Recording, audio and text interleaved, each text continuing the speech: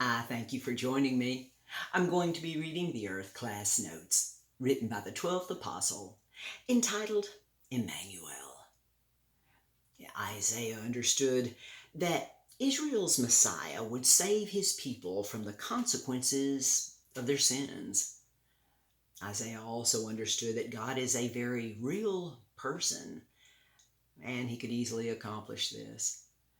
Gabriel speaking to Joseph in a dream, "And she, Mary, shall bring forth a son, and thou shalt call his name Jesus, for he shall save his people from their sins."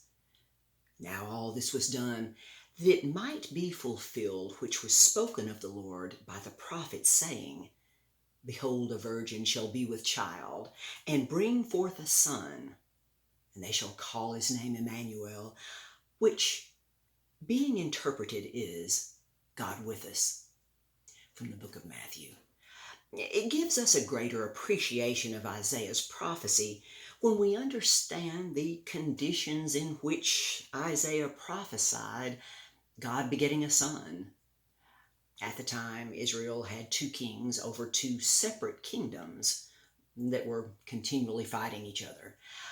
Isaiah warned the two kingdoms concerning their foolishness, later prophesying that soon Israel would lose her two kings and their kingdoms, and thereafter perilous times would come upon the promised land.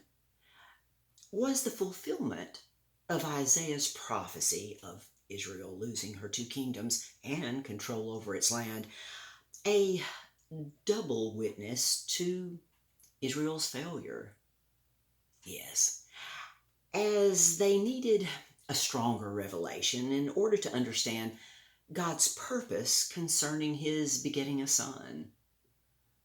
Matthew wrote about Gabriel speaking to Joseph in a dream, and Matthew's strong reference to Isaiah's Old Testament prophecy was Matthew's way of bringing greater emphasis to Jesus literally being the Son of God, with Matthew even giving the definition of the name Emmanuel, which means God with us.